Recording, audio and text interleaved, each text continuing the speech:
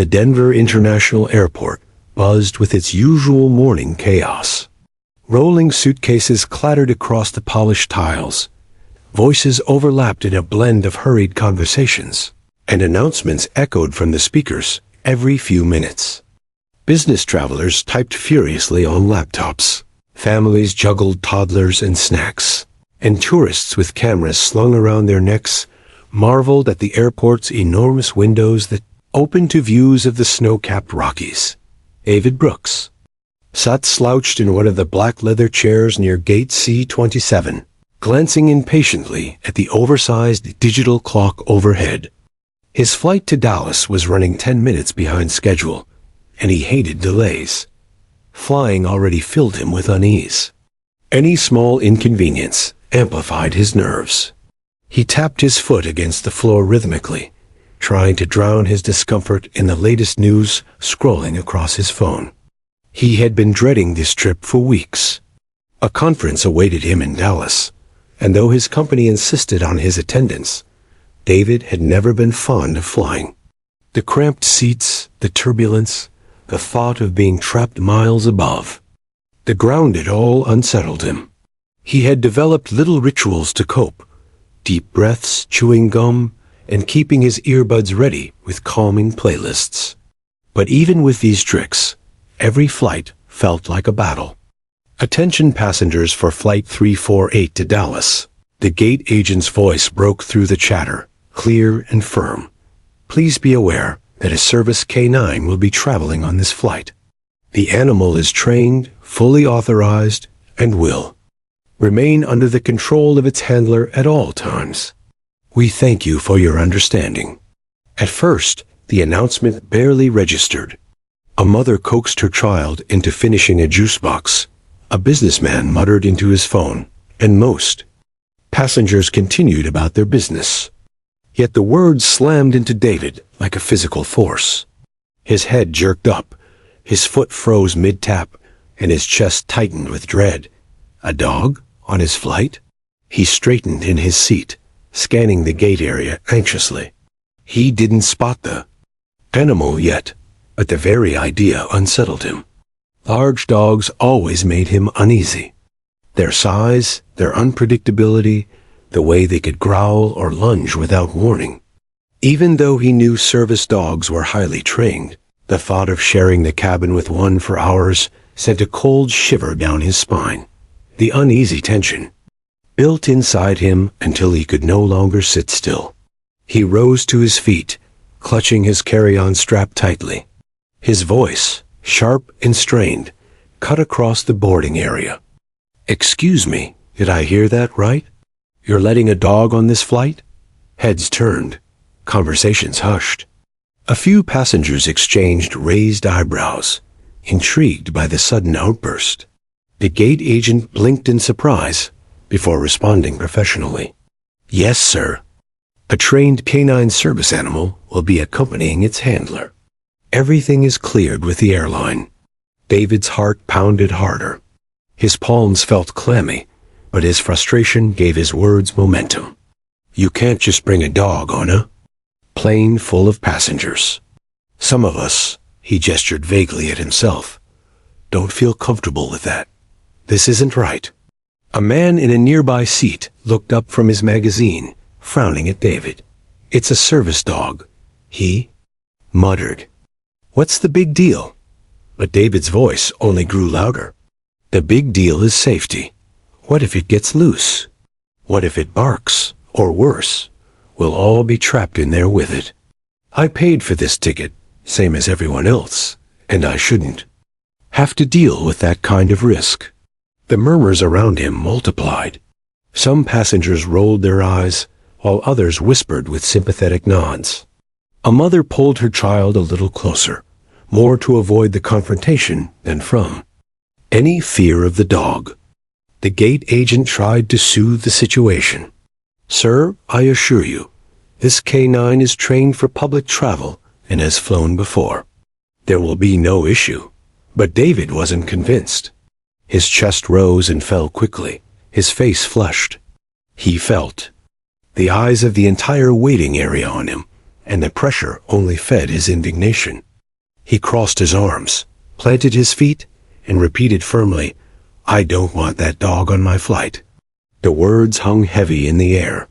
For a brief moment, silence stretched across the gate. Only the faint squeak of a child's balloon and the distant rumble of luggage carts filled the space. The German shepherd in question had not yet appeared, which only fueled David's tension. He pictured a massive, restless animal trotting onto the plane, its sharp teeth glinting, its claws scratching at the floor. His imagination twisted the unknown into something menacing. Passengers leaned closer to one another, whispering. "What's his problem?" one woman murmured to her husband. "It's just a service dog." "He probably had a bad experience," another speculated. David heard the whispers, but refused to back down. His heart hammered, his body stiffened with stubborn defiance. In his mind, he was standing up for every passenger who didn't want to be inconvenienced or worse, endangered by sharing an enclosed space with a large animal. The gate agent reached for the phone, perhaps ready to call a supervisor, when suddenly a ripple of movement passed through the crowd. Several people straightened in their chairs, their eyes shifting toward the boarding door. There, framed by the wide glass window, was the figure that would change everything. The K9 appeared first, a large German shepherd, with a sleek coat, sharp eyes, and an unmistakable air of discipline. It moved with deliberate calm, not a trace of restlessness or aggression in its gait. Its posture radiated authority, as if it understood the importance of its presence. The dog's leash extended back to a man, still partially obscured by the doorway. The sight of the dog alone silenced much of the murmuring. David's breath caught in his throat, a mixture of anxiety and defiance swirling inside him. This was no ordinary passenger's pet. Then, a figure stepped fully into view. The man was dressed in a crisp military uniform, medals glinting under the fluorescent airport lights. His presence carried weight, not through noise or showmanship, but through quiet authority. He walked with measured steps, shoulders straight, eyes steady. The dog trotted perfectly at his side, attuned to his every movement. The room stilled. Conversations halted mid-sentence. Even children seemed to instinctively lower their voices. Something about the sight of the soldier and his K9 shifted the air, replacing tension with reverence. David froze, his protest caught in his throat. His pulse raced, but this time for a different reason. The scene unfolding before him was nothing like what he had expected. He had imagined a careless traveler dragging along a restless pet. Instead, he was looking at a man who clearly carried the weight of service, and a dog that radiated discipline and purpose. Passengers exchanged glances, some nodding respectfully, others standing a little straighter in their seats. A hushed respect spread through the waiting area like a wave. And in that instant, David realized this was no ordinary situation. This flight was about to carry more than just passengers and luggage. It was about to carry a story. The gate at C-27 had never felt so heavy with silence. The sudden arrival of the German shepherd and the shadow of the man in uniform had pressed pause on the scene. But the quiet was short-lived. David, whose chest still rose and fell in uneven breaths, suddenly found his voice again. "This doesn't change anything," he blurted, louder than intended. His words cracked through the stillness like a snapped branch. "Dog or not, it doesn't belong on this flight. We're paying customers, not part of someone's experiment with animals on planes." A few passengers winced. Others shook their heads, muttering under their breaths. It was clear to most of them now that this wasn't just about a dog. It was about him. The German shepherd, however, did not so much as twitch at David's outburst. Its brown eyes flicked briefly toward the sound of his voice, but quickly returned to the soldier, as if reassured that nothing warranted concern. Its posture remained calm, ears forward, tail still. In that moment, the contrast was striking. A man unraveling in his own anxiety, and an animal radiating unwavering discipline. "Sir," the gate agent began, voice firm but polite. "Please understand this is a certified service canine. He's not a pet. He's trained for situations far more intense than an airline cabin. There will be no problem." David turned on her, his frustration bubbling over. "And what about the passengers who don't want to be trapped in a small space with it? What about those of us who don't feel safe? Do our feelings not matter?" A voice piped up from the row of chairs near the window. An older woman with silver hair and kind eyes leaned forward on her cane. "Young man," she said softly but with authority, "that animal has more discipline than most of the people I've seen on flights. You'll be fine." A ripple of quiet laughter spread, but David's face flushed crimson. He clenched his jaw, feeling cornered. He wasn't used to being the focus of so many eyes at once. His anxiety twisted into defensiveness. "You don't get it," he insisted. "Dogs are unpredictable. All it takes is one mistake, one bark, one bite, and we're in the air with no way out. It's reckless." The mother with the toddler frowned, hugging her child closer. "You're scaring her more than the dog is," she snapped. Murmurs grew louder. Passengers leaned into one another, some whispering support for the soldier, others whispering frustration at David. The gate agent picked up the phone, likely calling a supervisor before things spiraled further. Through it all, the soldier hadn't spoken yet. He stood just a few feet from David, steady as stone, one hand resting loosely on the leash. His gaze wasn't angry or defensive.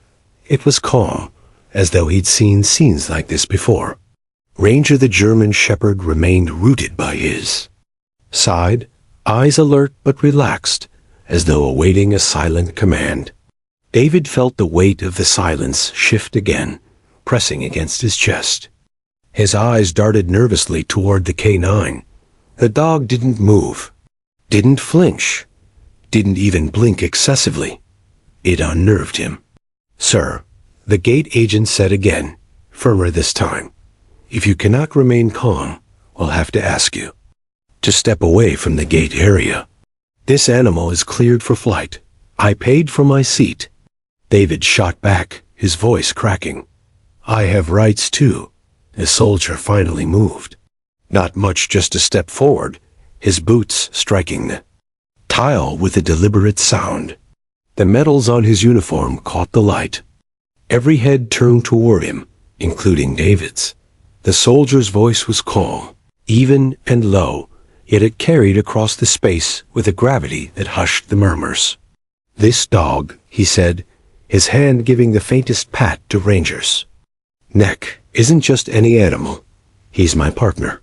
He's trained to save lives. He has saved lives, including mine." The words dropped like stones into a still pond, rippling across every passenger at the gate.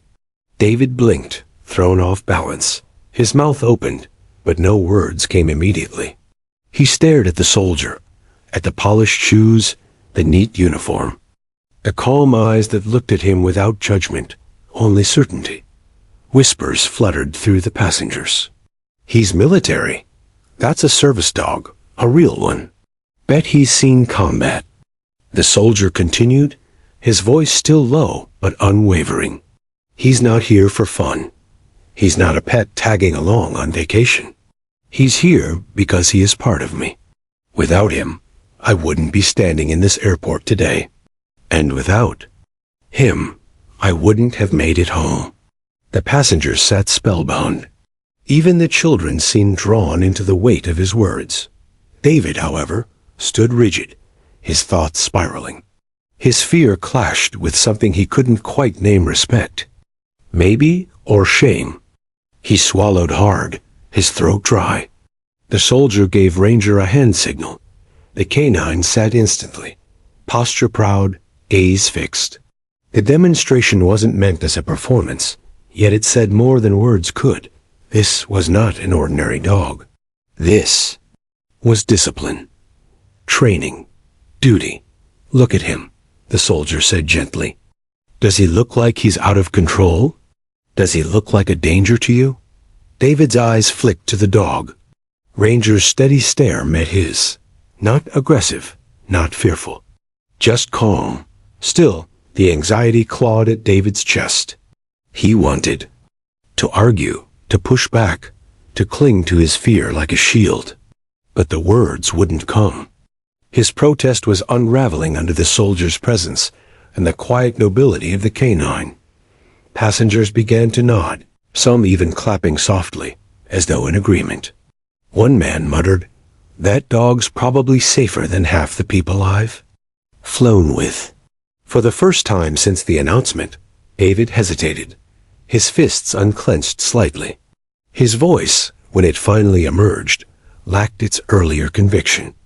I don't like dogs," he muttered, more to himself than anyone else. "They scare me." The soldier's gaze softened. He didn't press, didn't scold.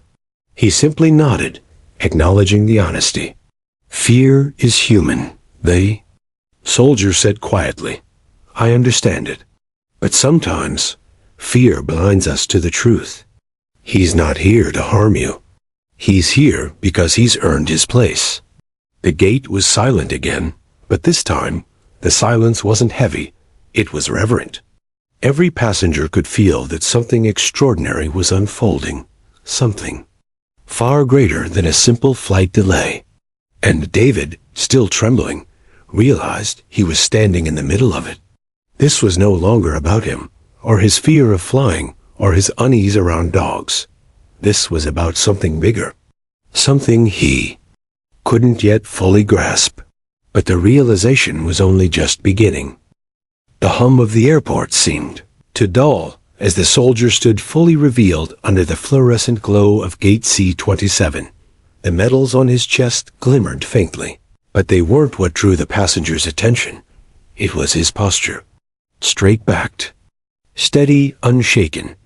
He carried himself with the kind of calm only carved by years of discipline and hardship. A German Shepherd Ranger sat perfectly at his heel, eyes fixed forward, body coiled with both readiness and serenity. Even without words, their presence spoke volumes. This was a pair forged in fire, bonded by trust and survival. David's breath came shallow, his earlier confidence wilting in the heat of the soldier's quiet authority. He'd raised his voice like a weapon minutes ago, but now every decibel of his protest felt out of place. It was like shouting at the ocean. The waves didn't care. The soldier's eyes moved across the waiting passengers, not in arrogance, but acknowledgement. A brief nod here, a calm glance there. It was as though he silently thanked each of them for their patience. Finally, his gaze settled on David. "I understand your concern," he said evenly, his voice low but carrying with ease through the hushed gate. "Flying isn't easy for everyone. But let me tell you something." He paused, one hand brushing Ranger's head lightly. The dog's ears flicked, but he remained still. "This dog isn't here for convenience. He isn't here because I couldn't find a kennel or didn't want to leave him behind. He's here because he's my partner, my lifeline, and my brother in arms." The words, though spoken softly, echoed with weight. The passengers leaned forward, drawn closer by the sincerity that laced each syllable.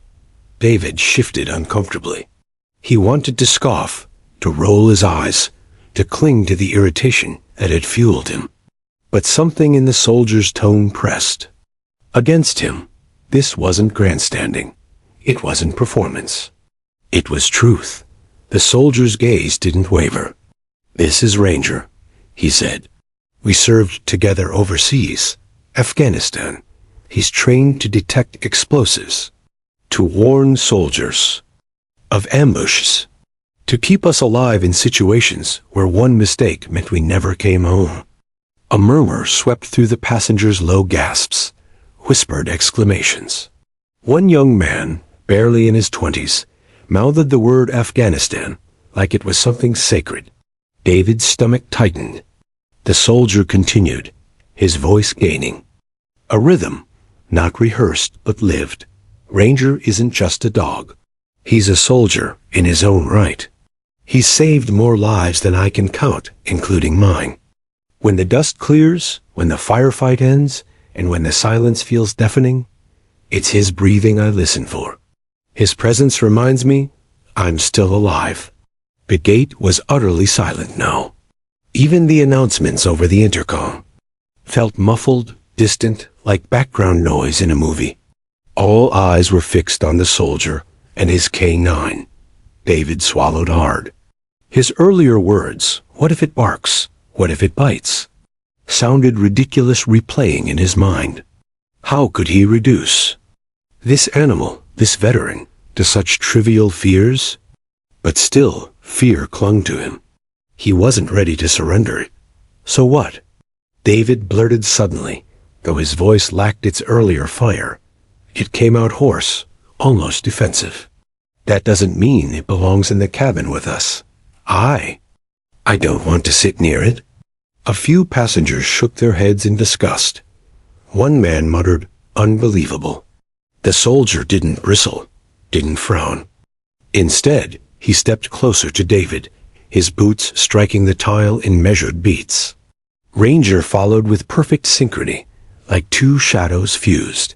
When the soldier spoke again, his tone was almost gentle. "Do you know what fear looks like?" "Sir? Real fear?" He tilted his head slightly, eyes steady on David's. "It looks like a 19-year-old private, shaking in the sand, praying the convoy doesn't hit an IED. It looks like men frozen, hearts pounding, because they don't know if they'll see home again." He lowered his voice further, though the whole gate leaned in to hear. And in those moments, fear doesn't destroy us. It sharpens us. It teaches us who to trust. And I trusted him. His hand pressed firmly against Ranger's side. "This dog is the reason I made it home. Fear fades, sir. Loyalty does not." David's throat constricted. He wanted to look away, but the soldier's calm eyes anchored him in place. The silence stretched. Then, from the back, someone began to clap softly. Another joined. Soon, the gate filled with applause, gentle at first, then swelling into a wave of respect that echoed off the walls. David stood frozen in the middle of it, his face hot, his chest aching with something unfamiliar. Shame. Respect. Maybe both. The soldier gave a small nod, acknowledging the applause without basking in it. He wasn't performing. He was simply telling the truth. And truth had a way of silencing every argument. David opened his mouth, but no words came. His hands trembled slightly. For the first time since the announcement, he felt small, not in the way of being diminished, but in the way of realizing he was standing in the presence of something greater than himself. He looked at Ranger again. The dog met his gaze steadily, calm and unwavering. No judgment, no hostility. Just presence. And in that moment, David's fear shifted ever so slightly. It didn't vanish, not yet, but it cracked just enough for something else to seep in. A question whispered at the edges of his mind. What if this isn't about fear at all? What if this is about gratitude? The soldier gave Ranger another hand signal. The dog lay down at his feet, resting his head on his paws, the very image of patience and discipline.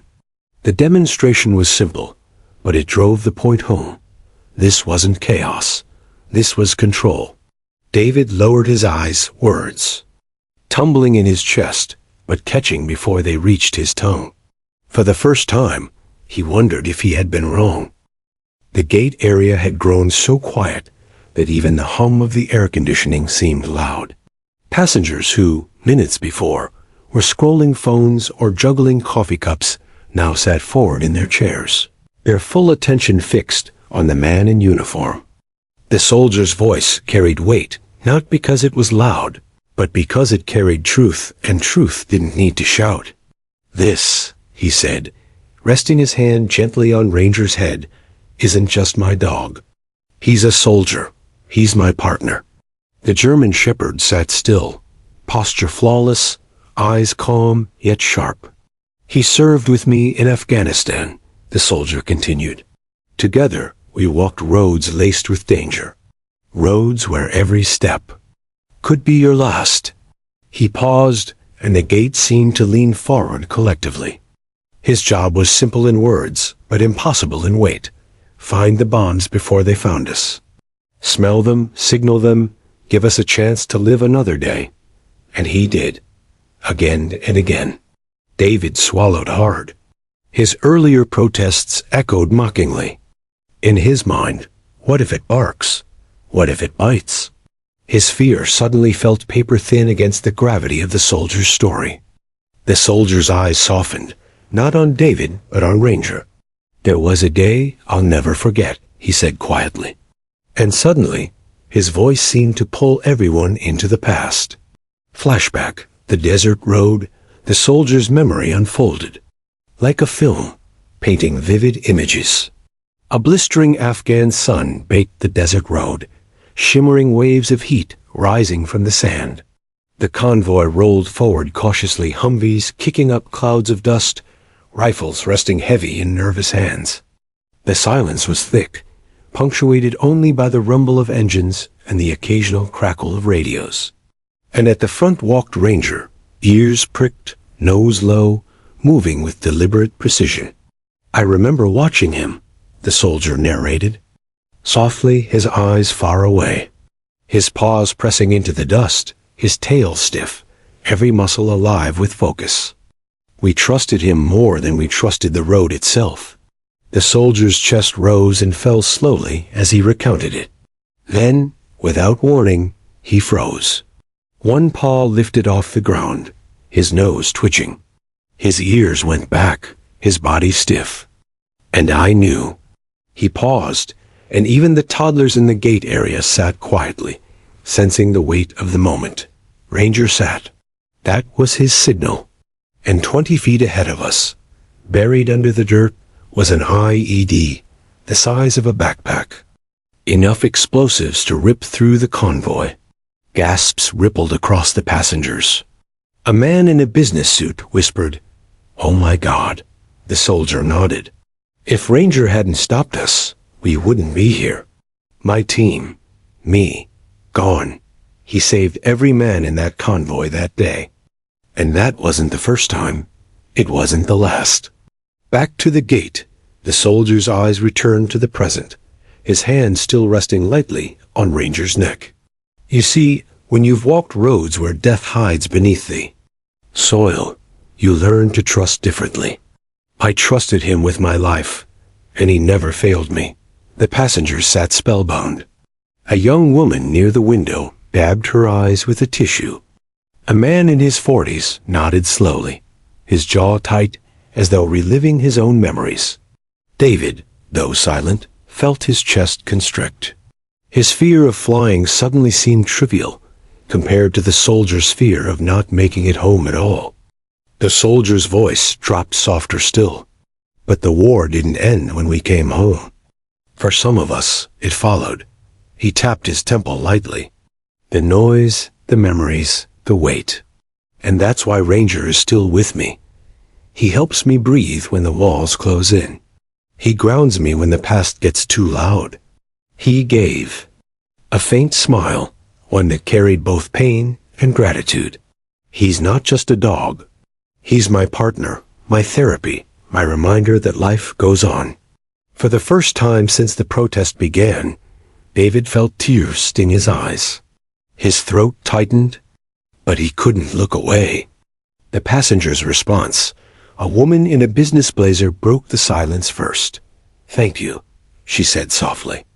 Her voice wavered, but the sincerity was unmistakable. Others echoed the sentiment. "Thank you for your service." "Thank you both." The soldier shifted slightly, uncomfortable with the praise. He didn't bask in it. Instead, he gave a small nod, brushing his hand over Ranger's fur. "Don't thank me. Thank him. He's the real hero. Ranger's ears flicked at the touch, but he remained calm, stoic as ever. The applause began again, gentle but strong, filling the gate with warmth. Even the airline staff behind the counter stood a little taller, their earlier stress replaced with admiration. But in the middle of it all, David sat still, battling the storm inside him. David's conflict, David's mind raced with contradictions. His fear still clawed at him. Dogs made him uneasy, and the thought of being confined in a cabin with one still sent tremors through his chest. Yet layered over that fear was something undeniable: respect, gratitude, even shame. Because no matter how much he tried to resist, the truth was plain. The dog he had protested against was not a threat. He was a savior. How many families were whole because of this animal? David wondered. How many soldiers went home because of him? And suddenly, an image surfaced unbidden. His cousin, Mark. Mark had served in Afghanistan. Years ago, at a family gathering, he had told a story half proud, half haunted about a military dog that had saved his convoy by detecting an IED. At the time, David had listened distantly, nodding without truly understanding. Now the memory sharpened. Mark's words returned. That dog didn't just save me. He saved all of us. David's chest tightened. Could it be? Could this be the same dog? His hands trembled in his lap, the reality pressing in on him. The soldier finishes. The soldier took a breath, scanning the passengers one last time. I understand fear, he said. Believe me, I do. But sometimes fear blinds us to the truth. Ranger isn't here to harm anyone. He's here because he's earned his place. And because I can't be whole without him. The words landed like stone pillars, unshakable. David lowered his head, unable to meet the soldier's gaze. His earlier protests rang hollow in his ears. He had been loud. He had been stubborn. And now, in front of everyone, he realized how small his arguments were compared to the truth standing before him. Ranger shifted slightly, resting his head on his paws, his calm gaze sweeping the gate area as if reminding everyone, heroes don't always speak. Sometimes they simply breathe beside us. Closing of Part 4. The applause grew one last time, rolling through the gate like a wave. Passengers smiled, some with tears, others with quiet nods of respect. David sat frozen in the middle of it all, his heart pounding, his mind wrestling with the weight of what he had just heard. And deep down, though he didn't want to admit it yet, he knew the truth. This wasn't just about fear anymore. This was about fate. The gate was slowly returning to motion, people adjusting bags, sipping coffee again, whispering to one another about the story they had just heard. But for David, time had not moved. He sat stiffly, eyes fixed on the floor, his mind replaying. The soldier's words on loop. Afghanistan. A convoy. An IED buried beneath the dirt. A dog that saved them all. The details weren't vague anymore. They were eerily specific. Too specific. His cousin Mark's voice returned, clear as if he were speaking in the chair beside him. We were driving down this road, middle of nowhere, when the canine froze. Saved our lives that day. I don't remember much, just that he was a German shepherd. Smartest animal I've ever seen. David felt his breath catch in his throat. Could it be the same convoy? The same mission? The same dog? His pulse quickened. His hands, resting on his knees, clenched into fists. For years, Mark had carried that memory like a badge of honor, though laced with the shadows of trauma. David remembered the tremor in his cousin's hands when he spoke of it. He remembered how his aunt had cried, hugging Mark tightly when he came home. And now, the thought that the very animal Mark had spoken of was sitting just feet away, resting calmly at the soldier's side, was almost too much to grasp. The silent struggle. David's fear of dogs hadn't evaporated. every instinct in him still tightened at Ranger's presence. The size, the sharpness in his eyes, the sheer strength in his frame, it all pressed against David's long-held anxiety. But now, the fear had competition. Respect had crept in, slowly but surely, and with it came a gnawing guilt. I tried to stop him from boarding. I called him dangerous. I tried to take away his place beside his handler.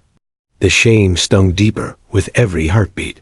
He leaned forward, elbows on his knees, trying to steady his breathing. Around him, passengers chatted softly, some still stealing admiring glances at the soldier and his dog. But David heard nothing. He was trapped in the war between his fear and the truth. Finally, the storm inside him grew too loud. He needed answers. He needed to know if this dog, the one he had spoken against so fiercely, was the same one who had saved his cousin's life. He approached David, stood slowly, his knees trembling. A part of him wanted to sit back down, to let the moment pass, to avoid facing what his heart already suspected. But another part, a stronger, braver part, pushed him forward. Step by step, he crossed the gate area, his palms damp, his throat dry. Passengers watched curiously, some whispering, wondering if the man who had started the protest earlier was about to stir up conflict again. But his steps weren't angry. They were heavy with something else: uncertainty, humility, even fear. When he reached the soldier, he hesitated, standing just a few feet away. Ranger's head lifted, his amber eyes locking on David. The intensity of that gaze made David's chest tighten, but he forced himself not to step back. The soldier noticed, his posture shifting slightly. "Everything all right?" he asked. His voice calm but cautious. David swallowed hard. I need to ask you something." The soldier nodded once. "Go ahead." David's words stuck in his throat, tangled with nerves. But finally they pushed free. "Your convoy? The one in Afghanistan? The one Ranger saved from an IED? Do you remember the men in that convoy?" The soldier tilted his head, studying him carefully. "I remember most of them. Some faces clearer than others." "Why?" David's chest heaved as he forced the words out. "My cousin, Mark Walters. He served there. He told me about a day a dog, a shepherd, that froze, sat down, and stopped them from driving into a bomb." A soldier's eyes narrowed in recognition. His lips parted slightly, as if the name had struck a chord deep within him. "Mark Walters," he repeated slowly. David's heart thundered. "Was he there, with you?" The soldier's silence stretched just long enough to make David's breath hitch. Then, finally, he nodded. Yes, he was there. Confirmation. The words hit David like a tidal wave. His knees nearly buckled. The soldier continued, his voice steady. "I remember Mark. Tall guy, sharpshooter. Always kept morale up. Even when the days dragged long. He was a good man. And yes, Ranger saved his life that day. Saved all of ours." David's vision blurred, his eyes burning with sudden tears. He looked down at Ranger, the German shepherd who was now watching him intently, ears flicking slightly, as if sensing the shift in emotion. "This dog," David whispered, voice cracking. "This dog saved my cousin's life?" The soldier's gaze softened. "Yes. Without him, your cousin and me, and a dozen others, wouldn't have come home." David's hand trembled at his side. He wanted to reach out, to touch Ranger, to offer some kind of gratitude, but fear still kept him frozen. The instinct to pull back warred with the desire to bridge the distance. Ranger, as if reading the conflict, simply laid his head back down, calm and unbothered. A quiet reminder that he didn't need recognition. The emotional collapse, David staggered back a half step, running a hand over his face. Tears spilled despite his efforts to contain them. The passengers, once again, watched in silence, sensing the rawness of the moment. He looked at the soldier, his voice breaking. I owe him everything. My family owes him everything. My cousin, he came home. He got to marry, to have kids, to live his life. And it's because of, he broke off, choking on the words. The soldier placed a steady hand on his shoulder, grounding him. Because of Ranger, he finished softly. David nodded, his breath shaky, his chest heaving. The fear he had clung to for years suddenly seemed like nothing more than a shadow compared to the light of what stood before him. Passengers react again. The crowd around them had grown still, the weight of the revelation rippling outward. A woman clasped her hands together, whispering, "That's incredible." A man in uniform, seated in the corner, gave a sharp nod. Of respect, his eyes glistening.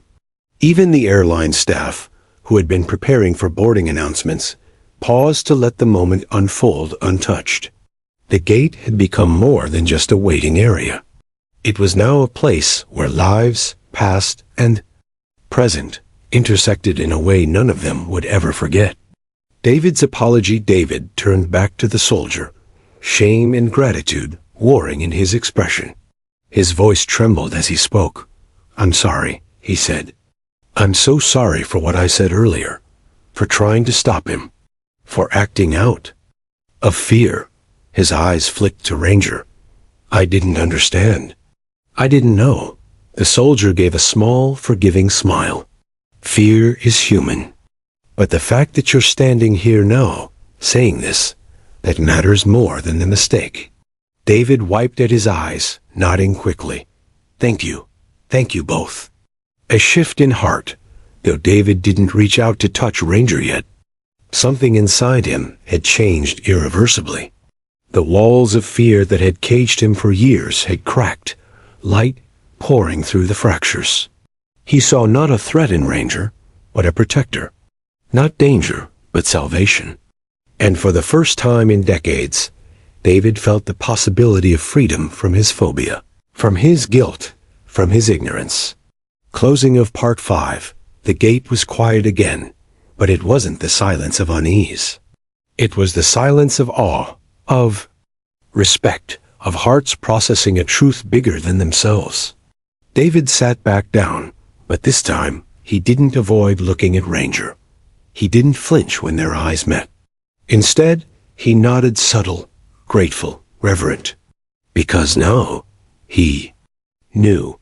The dog he had once feared was the same one who had given his family a priceless gift: life. The airport had settled into its usual rhythm again, boarding announcements echoing, the soft hum of conversations, the rolling of suitcase wheels across polished floors. But for David, nothing was normal anymore. His world had tilted, shifted, cracked open in a way he hadn't expected when he'd first walked into the gate that morning. Every time his eyes drifted toward the soldier and his dog, his chest squeezed. Not with fear alone this time, but with something far more complicated. Awe, gratitude, guilt, and maybe the beginning of admiration. The war inside David sat, with his elbows on his knees, his hands clasped tightly, staring at Ranger. The German shepherd lay stretched out at the soldier's feet, calm as stone, his breathing even, his body utterly relaxed. How can something I've feared for so long also be the very thing that gave me back my cousin? He thought of Mark's smile at family gatherings, his booming laugh that filled the room, the way he tossed his kids into the air while they squealed with joy. If not for this dog, those moments wouldn't exist. The thought hit him like a punch. David pressed his fingers against his forehead, his throat thick. All this time, all these years I've lived with this fear.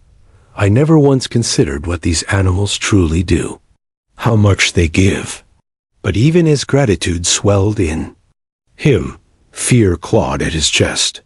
Ranger's size, his sharp ears, his eyes that seemed to see through everything, it all kept David rooted in hesitation. He wanted to thank the dog, to show his respect, but his body wasn't ready to bridge that gap. Not yet. The soldier notices the soldier, seated quietly with Ranger at his side, glanced over. He'd noticed David watching, noticed the war raging silently across his face. After a long moment, he spoke. His tone was calm, steady, almost like he'd guided people through fear before. You don't have to be afraid of him. David's head jerked up, caught off guard. I'm not. He stopped, the lie crumbling. Before it left his mouth, he exhaled sharply. All right. Maybe I am. The soldier gave a small nod. Most people are, at first. Dogs like Ranger, they're powerful. They command respect. But that's not something to fear. It's something to trust. David shifted uncomfortably in his seat. That's easy for you to say. You've worked with him. You know him. The soldier leaned forward slightly. Let me tell you something. The first time I met Ranger, I was scared too. David blinked. You? A soldier? Afraid of your own dog? The soldier smiled faintly. Of course. They paired us up, told me this animal would be my partner, my lifeline. He was trained, disciplined, dangerous if needed. I thought, how can I trust him? How can he trust me? He glanced down at Ranger, who stirred slightly at the sound of fun. His name. But trust builds fast when you see what they'll do for you.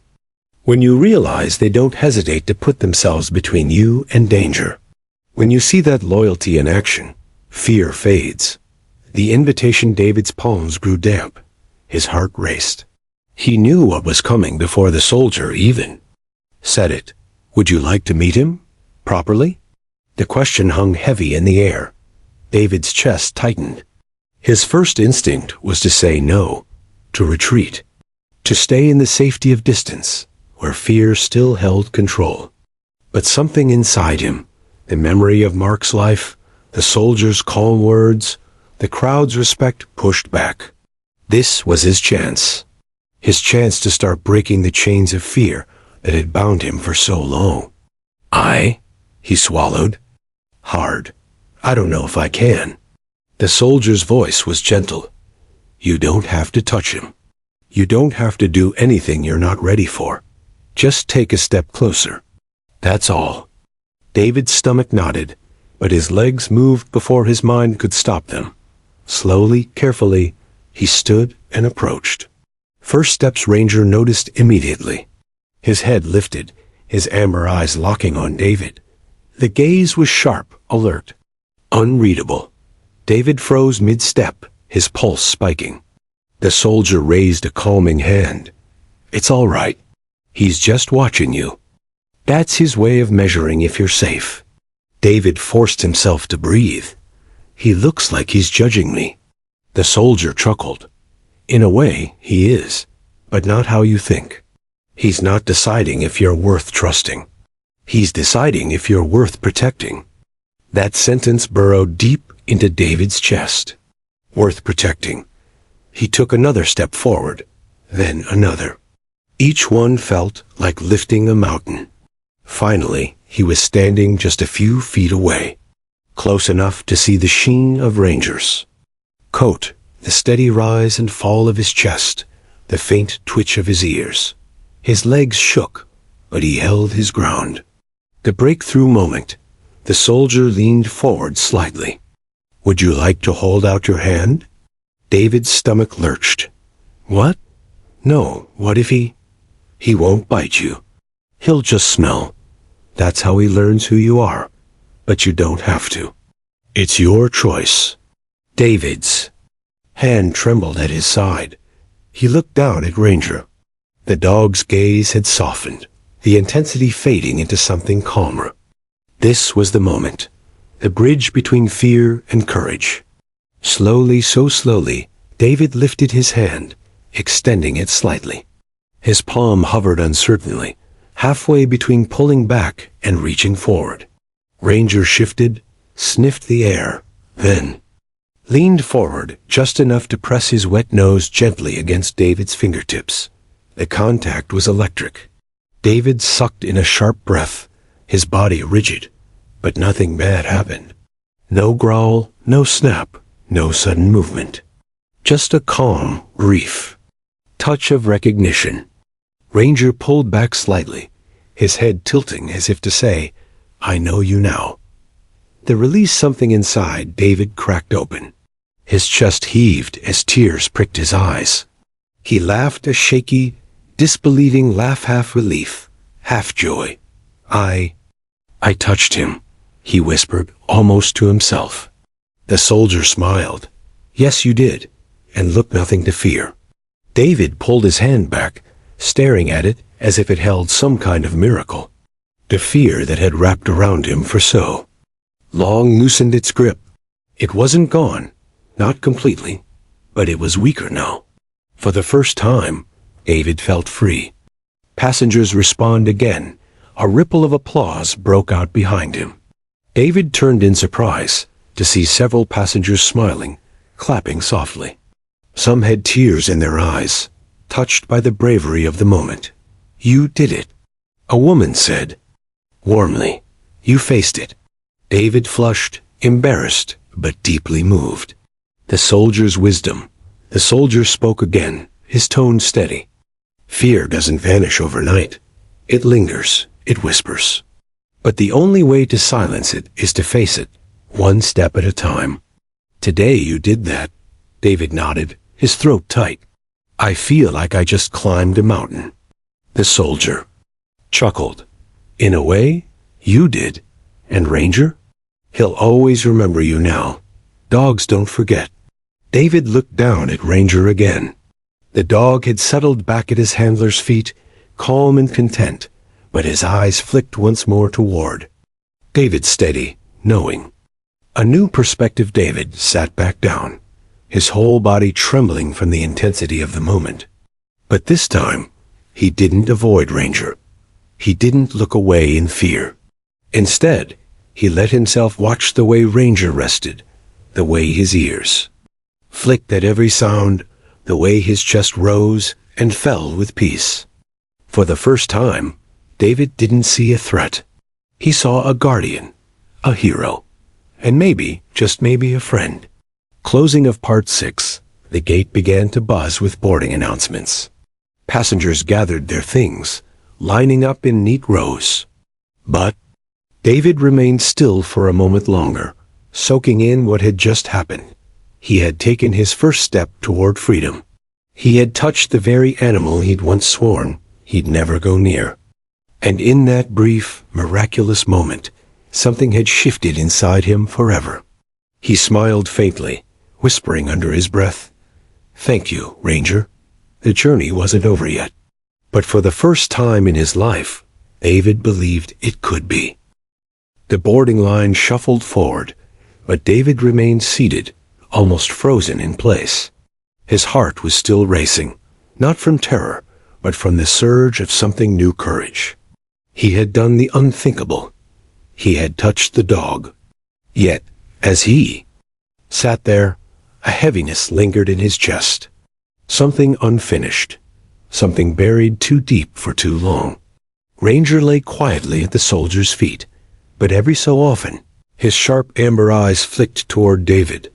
There was no aggression in that gaze now, only recognition, perhaps even acceptance. Passengers grow curious. The passengers who had witnessed David's trembling hand meet Ranger's nose were still buzzing softly among themselves.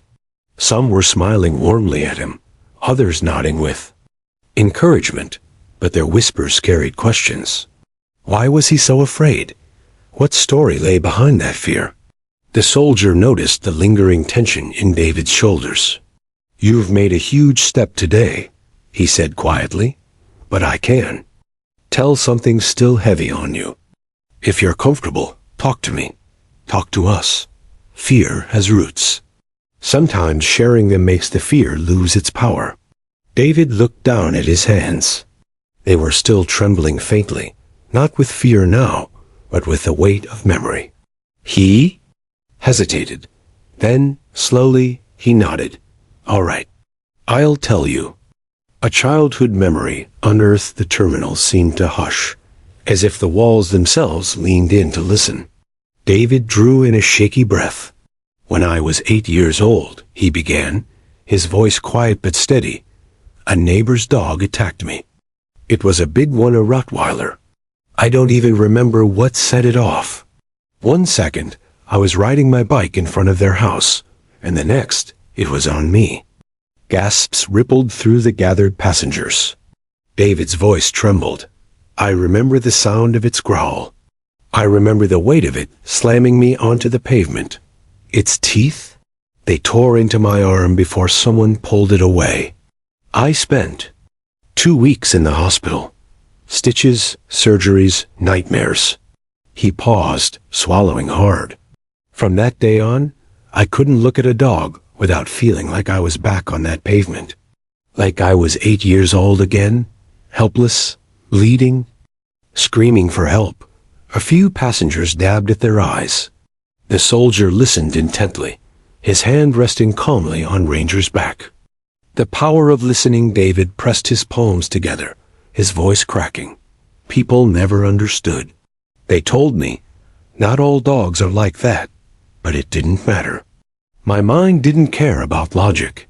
My body remembered the teeth, the blood, the terror. It controlled me." He looked at Ranger again, his throat tight. "I swore I'd never get near another dog, ever. But today changed something." The soldier nodded slowly, his expression one of deep respect. "You've carried that weight for a long time. It's no wonder your fear was so strong. But here's the thing, David, fear can be inherited from trauma, but trust can be learned too." Ranger's response, as if sensing the heaviness in the air, Ranger stirred. He rose slowly from his resting position and walked a few steps forward toward David. David's breath caught. His muscles tensed instinctively. But then he saw it. Ranger's posture was relaxed, his head low, his tail swaying gently. This wasn't an approach of dominance. It was an offering of comfort. The soldier whispered, "He knows. Dogs can sense pain. Not just physical, but emotional." Ranger stopped just a foot away, waiting. His eyes stayed locked on David. Soft, patient. David's throat closed, tears blurring his vision. He extended his trembling hand again, this time with a little more certainty. Ranger leaned in and pressed his nose against David's palm, lingering longer than before. It wasn't just a greeting now. It was acceptance. It was healing. Passengers react with emotion. The terminal erupted in soft applause again, but this time it wasn't just admiration. It was relief, joy, compassion. One older man wiped his eyes. "My boy was attacked once too. Took him years to recover. You're braver than you know." A young woman added, "What you just did sharing your story probably helped more people than you realize." David lowered his head, overcome with emotion. "For years, I thought it was just my burden. But maybe it wasn't just mine to carry." The soldier shares his story. The soldier leaned back, his hand resting gently on Ranger's collar. "I know what it's like to live with memories that control you," he said quietly. "In Afghanistan, I saw things that haunted me, things I thought I'd never escape. For a while, I couldn't sleep, couldn't function, couldn't be around people without seeing the battlefield again." The passengers fell silent. But then I met Ranger. He didn't erase my past. He didn't erase the pain. But he gave me something stronger: trust, loyalty, a reason to keep going. He looked at David with steady eyes. "And that's what he's giving you now." A shift in perspective. David sat back, his shoulders loosening as if decades of tension had begun to dissolve. He wiped his eyes, then looked directly at Ranger. "For so long I thought dogs were my enemy," he whispered. "But now, I see it. They can be protectors, guardians, heroes." Ranger gave a soft chuff, almost as if he approved. The passengers chuckled warmly. The soldier smiled. "You're beginning to understand what I've known for years. These dogs don't just save lives on the battlefield. They save lives here too. In moments like this." Passengers began sharing one by one. Passengers began to speak, their voices weaving together into a tapestry of shared humanity. "A woman in her 40s said softly, 'I was bitten by a stray when I was a child. I never told anyone. But hearing your story, I feel less alone.' An older gentleman added, 'I lost my wife last year. My daughter convinced me to adopt a little terrier. That dog saved me from drowning in grief.' Even a young boy piped up, his voice innocent and clear. 'My dog helps me sleep when I get scared at night. He makes the monsters go away.'" David listened, his heart swelling. For the first time, he realized he wasn't isolated in his fear or in his healing. A new kind of courage. As the boarding announcement rang again, David turned to the soldier. His voice was steadier now, filled with something unfamiliar but welcome. Would it be all right if I sat closer to Ranger? Just for a little while." The soldier's eyes softened. Of course. He'd like that. David hesitated only a moment before moving closer, lowering himself onto the floor beside Ranger. His pulse quickened, but not with fear, with anticipation. Ranger shifted slightly, then settled comfortably, his body brushing lightly against David's leg. David froze, then exhaled. He didn't pull away. He let the contact remain. And with that simple act, he crossed a threshold he'd never imagined possible. Passengers witnessed the change. The passengers watched in awe as David sat beside Ranger, his hand resting lightly on the dog's back. The man who had once recoiled in terror now sat shoulder to shoulder with the very creature he had feared most. It was more than courage, it was transformation. And in that airport terminal, among strangers who became witnesses, David's journey shifted from fear to healing, from shame to pride. Closing of Part 7. The final boarding call echoed through the terminal, but David barely heard it. He was lost in the steady rhythm of Ranger's breathing, the warmth of his fur beneath his hand, the peace that flowed from simply being close. He smiled faintly, whispering, "I never thought this day would come." The soldier, watching, with quiet pride, replied, "It's only the beginning." David knew he was right. For the first time in decades, the chains of fear were breaking. And what replaced them was not just courage, but connection. The airport loudspeaker crackled once again. Final boarding call for Flight 217, Chicago to Washington, D.C. The announcement reverberated through the terminal, but the crowd of passengers barely stirred.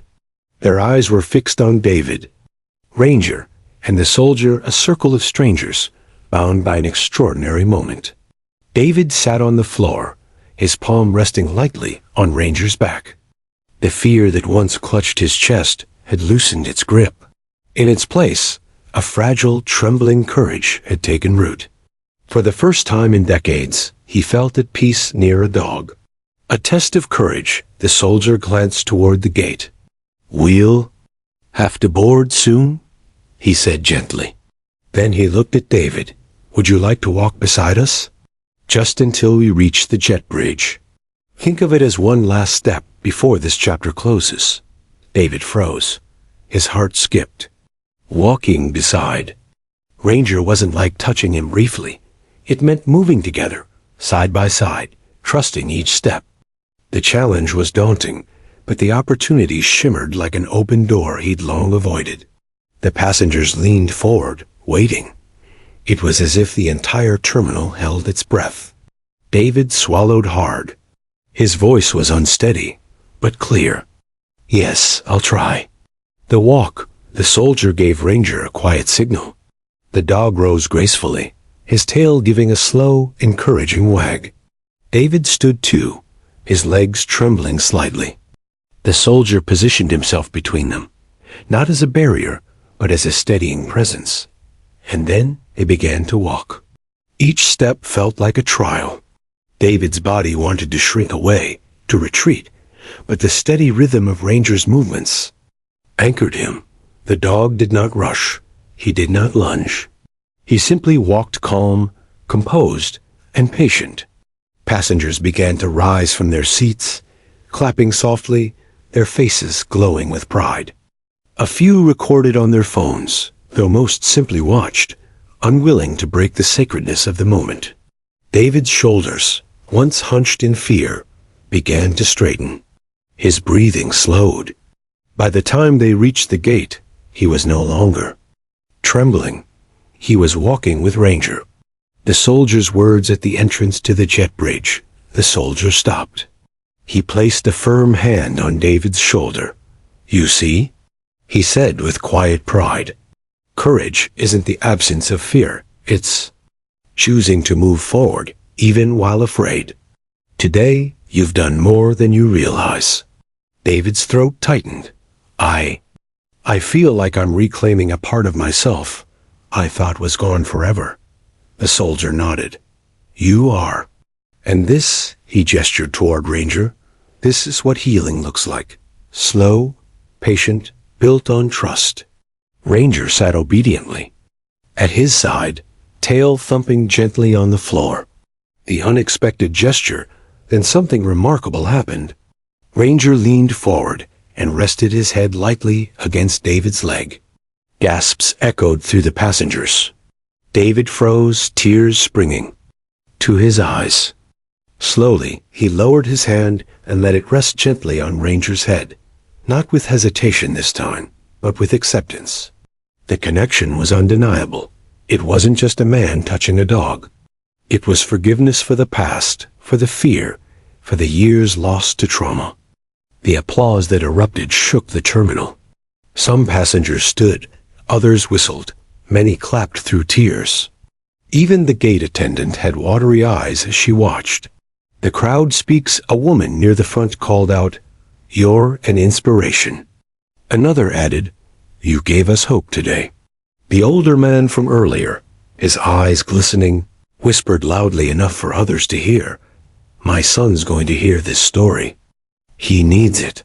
The crowd wasn't just watching anymore, they were part of it. They had witnessed transformation, and it stirred something deep in them all. David looked around, overwhelmed. For so many years, fear had made him feel small, ashamed, invisible. But now, standing with Ranger beside him, he felt stronger. Seen, he turned to the soldier. "I don't think I'll ever forget this. You and Ranger, you gave me more than courage. You gave me freedom." The soldier smiled softly. "And now you'll carry it forward. That's the real gift." The farewell approaches. The gate agent cleared her throat, her voice thick with emotion. "Sir, it's time to board." The soldier gave a respectful nod. He extended his hand to David. "It was an honor meeting you." "Ranger feels the same, I can tell." David clasped his hand firmly, his grip strong. "The honor's mine. Thank you for your service and for this moment." Ranger gave a soft chuff, almost as if to add his agreement. The last look, as the soldier and Ranger turned toward the jet bridge, David felt a pang of sadness. But it wasn't the hollow sadness of fear or regret. It was something richer, gratitude mixed with longing. He watched as Ranger's golden coat shimmered under the terminal lights, his proud gait carrying him forward. At the doorway, Ranger stopped, turned his head, and looked back at David one last time. Their eyes met. And in that silent exchange, no words were needed. The message was clear. You are not broken. You are stronger than you know. The crowd's reflection. As the soldier and Ranger disappeared into the jet bridge, the crowd seemed reluctant to return to normal. A woman whispered, "I'll remember this for the rest of my life." A young man added, "Makes you believe in second chances, doesn't it?" David stood quietly, his hand still tingling from where Ranger's head had rested. He inhaled deeply, a smile tugging at his lips. For the first time in years, the air didn't feel heavy. It felt light. A new beginning later, as David boarded his own flight, he noticed a family seated near him with a small beagle tucked in a carrier. His old instincts tried to flare to recoil, to tense, but he didn't. Instead, he smiled at the little dog. When the child asked if he wanted to pet it, David chuckled softly. "Not today," he said kindly, "but maybe tomorrow." It wasn't rejection. It was hope. And that hope, he knew, would grow.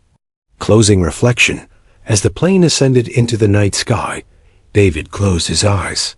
His mind drifted not to the Rottweiler of his childhood, not to the trauma of the past, but to Ranger. To the warmth of his fur, the weight of his head against his leg, the steady trust in his amber eyes. The memory wasn't a scar. It was a torch, lighting the way forward.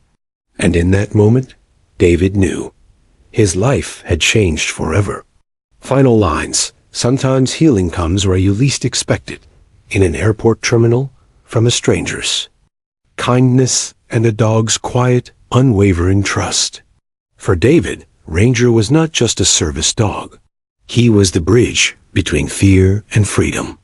And once that bridge was crossed, there was no turning back.